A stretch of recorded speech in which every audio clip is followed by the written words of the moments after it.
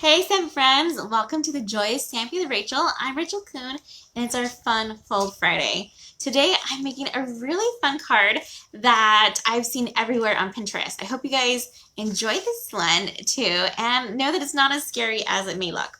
Go to hold while I flip and we'll get started.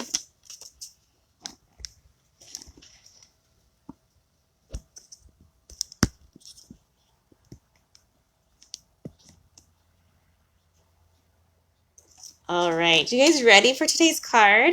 It is this really fun Pinwheel Tower card. And it's hard to see because it is a 3D card, but it is amazing. And the cool thing about this card is that it lays flat this way and this way with ease, and so that way you can send it in the mail in a regular size envelope. You can even go any direction. You get that? Okay, right. And it depends on which way you want it to be, the front or the back to this card. I kind of think of this as the front, and here where the greeting is the inside and where you can write.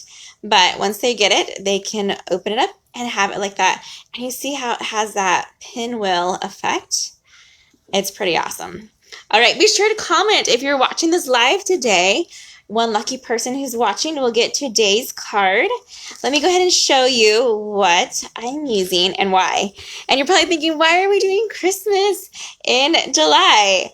Well, that's because I host a Christmas in July stamp class or stamp camp, and mine is tomorrow. And this is the stamp set I've been using to create all the cards for that class. And I love to do at least a couple Christmas cards in July to help get a jump on the card making, because I make easily 100 cards to send out each year, and I don't want to be doing this all at the end of November or early December. So right now is the time to get started.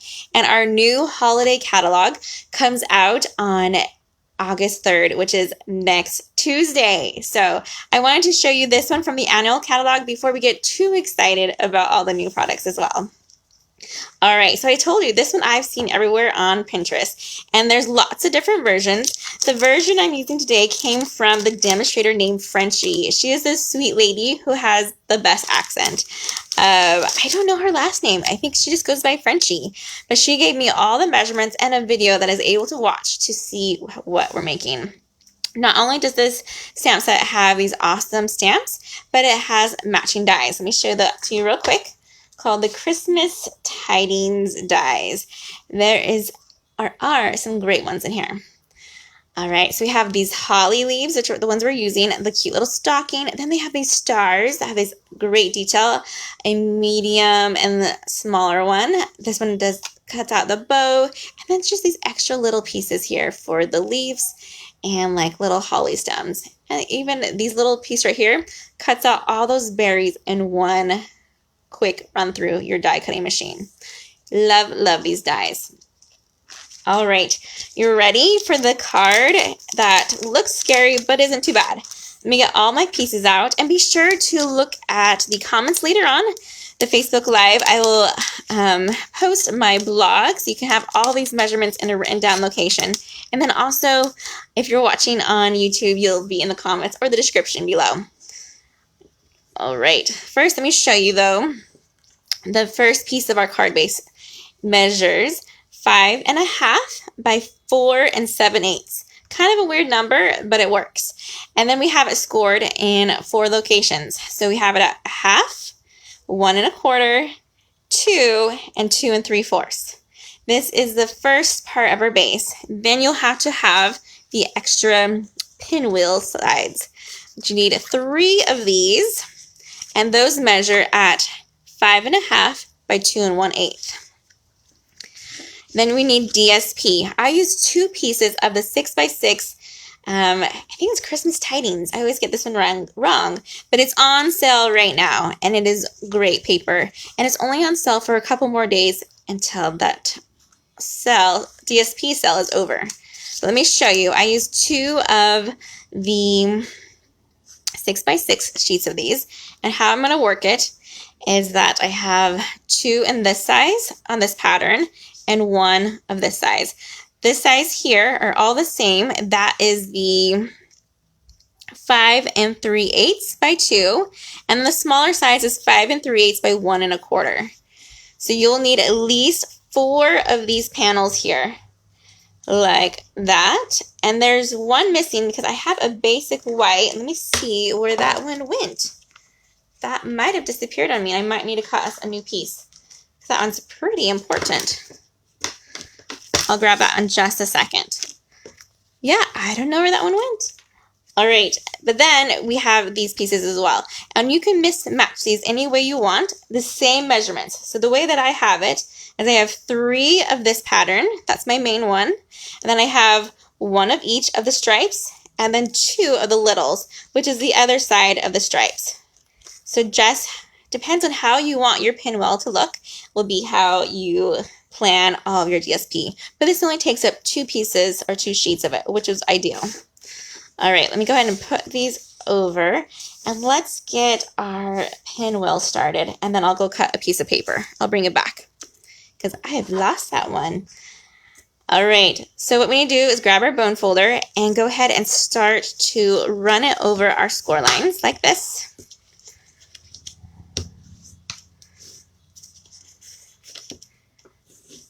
There we go. Over each one. Awesome. And then the liquid glue is going to be my choice of adhesive for this one because we want more forgiveness. We want it to just be friendlier and to slide around easier. All right, so what we're going to do is on this very little, the littlest tab, the 1/2 inch one, just put a little bit of glue. Don't want it to be too much because it'll squish over, and we don't want too much squishing. Then we're going to take this side right here, and we are going to fold it on top of it so that this piece right here, let me see if I can get it without make sure I'm doing it right. It lines up. Okay. Scary. I did it. So you just fold that part over. Hopefully that you guys can see how that one worked. It's just folding it over to the other side, and we're going to make that center cube. So it looks like that little square. Let me get it so you can see it kind of like this tube right here. Awesome. Now this is going to be our starting of our pinwheel, and we're going to use that as our guide as we get these next pieces ready. And we're going to use all of our glue will be placed on between these score lines here, like that. So next what we're going to do is put some more glue on, and you want to kind of lay it flat when you do this part here. And we'll grab our paper, which is the Evening Evergreen. It's such a beautiful shade. And you can do one of 2 ways. You can hold it up like in that upright position, and then you're just going to slide this in. You want to make sure it's not going too far over that next score or the score over it. You want it to be flush and on your tops and bottoms. Just like that. And look, see, I need that little bit of wiggle there. You test it out by making sure you can lay it close or flat the next way. That looks good. Okay, we'll go on to the next pinwheel. So lay it flat again, put some more adhesive on. Let me show you how to do it without standing it up. So what we would do instead, so I stand it up to put it in this way, but if you don't want to do it that way, you take yours and you just line it up over it, where that other score is on this side. And that creates that pin as well. So we have 3 down and 1 more to go. Again, lay it flat and then grab your adhesive and put it right here. All right, so I want to make sure, there we go. The ends are going to that direction there.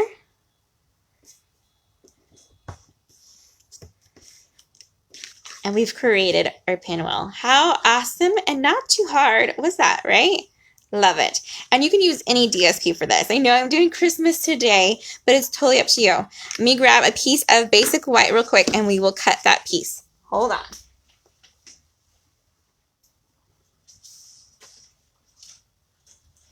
Actually, I think I just found the missing piece. Let's see. It was. I put it back with the other basic white. Funny. Good find. This one is that same measurement though. That's the 5 1/2 by 2. Sorry, not 5.5. It's 5 3/8 by 2. Let's go ahead and stamp that with our May Your Days Be Merry and Bright and with our Cherry Cobbler. And get my foam mat in. And we'll open this up. All right. Just do a couple taps in that ink. Make sure it's nice. And I'm going to go about 3/4 of the way up. And in the center. And press. That looks great. Okay. That's all the stamping for this one. Super easy. The rest of it is all of the dies. And I have either this really cute stocking that I've made, or I have the classic stocking, which is just that red with the white. And let me show you how I did that. So we use that stocking die, and I just grab a piece of basic white that has a straight edge. And I grab my stocking, and I line it up so where that, you can see where it's wider to where it goes narrower on the stocking. So that top of the stocking, I just line that up right there on my die cutting plates, and I cut it out just like that. So that way it already has that straight line that I used and only gets the top. So I have a really cute top, and you just glue that over a cute little stocking. I think I'm going to use the DSP one because we're featuring the DSP today because it is on sale. All right. Let's go ahead and start attaching. And I'm still going to use the liquid glue. And the way that it's going to work is that we're going to want this one to be right here.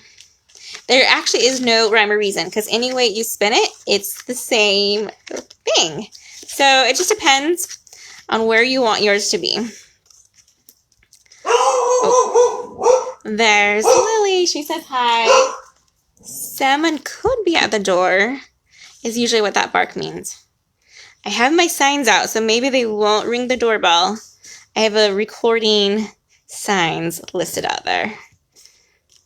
There we go. So we glue that one on, and now what we need to do is take our pieces that are our fun holly ones, and we're going to glue them on to these two sides here.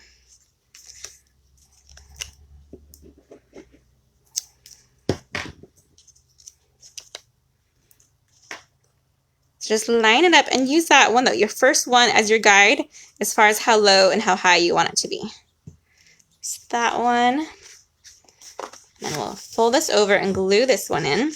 And on these hollies, there is kind of more of a upside down, not upside down look. Just kind of see how the leaves are going. I feel like that's more of the up for me. But it's up to you. Pun intended. Of which way you want your DSP to go. All right. So then we have this red one right here on the inside for the little one. And we're just going to keep on going all the way around our wheel. I like the red because I feel like it breaks it up just a little bit. Okay, the next one is going to be the green stripies for this one, and then our last center one right here.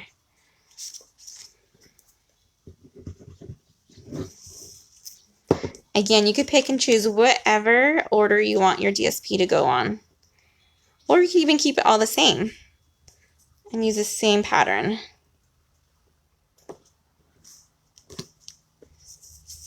Do a stripe one.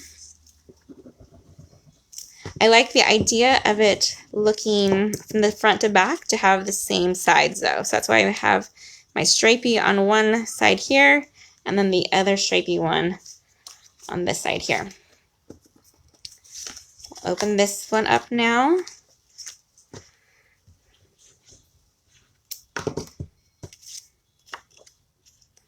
Put that on. I'm not seeing any comments coming through right now. I don't know if I didn't pick the button to see what your comments are or if nobody's here. Feel free to comment. I would love to give this card to someone. I know it's kind of early to send out Christmas cards, but I would gladly send this to anyone.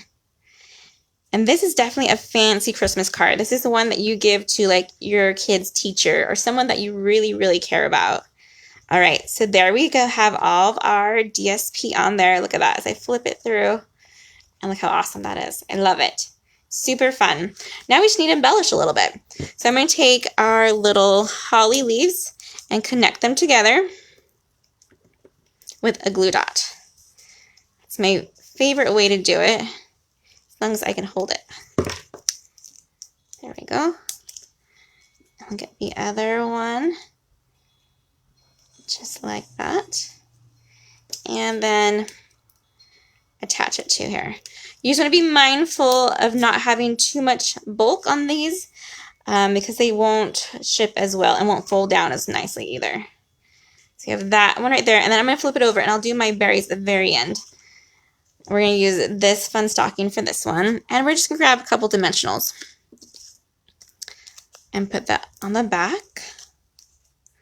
Oh, this, you tell I'm using the ends of my dimensionals, so I just need to cut a little bit more.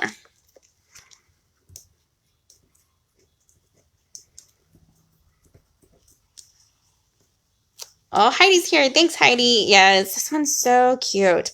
And a little sneak peek of a new product. This comes out on Tuesday. This is a snowy white paper, so it has texture to it. It's like a velvety, which is, if you know, like old stockings have that fun, fuzzy feel to them.